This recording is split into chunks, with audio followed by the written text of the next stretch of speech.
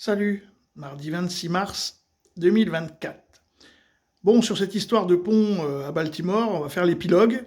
Donc je ne vais pas trop parler, je vais faire écouter le journaliste. C'est Hollywood, hein. Ils sont en train de nous faire un truc hollywoodien, les Américains. Mais ils aiment bien, voilà, il y a des héros, il y a tout, il y a la catastrophe naturelle, enfin naturelle, plus ou moins naturelle, il y a les héros, comment dire. Mais par contre, économiquement parlant, c'est ça, on en parle moins. Mais allez, on y va, c'est parti.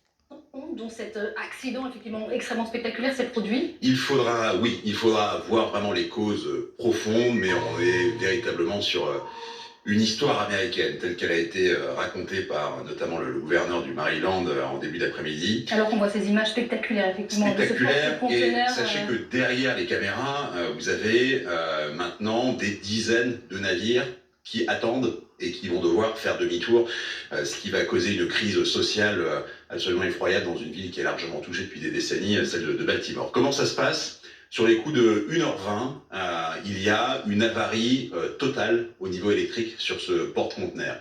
L'équipage de 22 hommes va prévenir à la fois les autorités, mais envoyer aussi des grands coups de sirène, des appels Mayday, Mayday, dans le fin fond de cette baie de Chesapeake.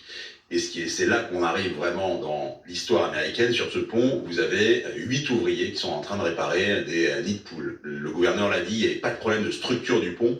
Ils réparent. Ils entendent le Mayday et les sirènes du porte-conteneur. Que font-ils? Ils vont arrêter la circulation. C'est pour ça que vous avez ce bilan qui paraît relativement petit, parce que vu le pont Oui, de c'est 2 un pont km, autoroutier voilà. gigantesque. Il se trouve que ces 8 hommes sont tombés à l'eau, mais ce sont les seuls. Il y en a 6 qui sont toujours recherchés. L'un est à l'hôpital dans un état critique et l'un a pu être repêché. These people are heroes. Ces gens sont des héros, c'est ce qu'a dit le gouverneur du Maryland. Les Américains, ils aiment bien les héros. Bon, on avance un peu. Bon, là, on va se terminer le scénario hollywoodien. Pleine nuit, ce sont ces pilotes qui ont choisi, eh bien, ou qui ont essayé de manœuvrer le mieux possible ce bateau et qui ont alerté non seulement les autorités, mais aussi avec des signaux Mayday, des signaux sonores, les ouvriers. Et ce sont les ouvriers, d'après les premiers éléments, qui eux-mêmes ont fait la circulation en arrêtant les voitures. Et donc, a priori, les véhicules qui sont au fond de la baie de Chesapeake, à 15 mètres de profondeur, seraient plutôt des véhicules de ces ouvriers qui étaient en train de réparer des nids de poules. Le gouverneur a très vite précisé qu'il n'y avait pas d'incident ou de problème structurel sur ce pont qui a 47 ans. Aux États-Unis, on sait. Bah, pour moi, le scénario est écrit. Hein, ils ont plus qu'à sortir le film. Hein. C'est vraiment un truc à Hollywood. Hollywood! Hollywood!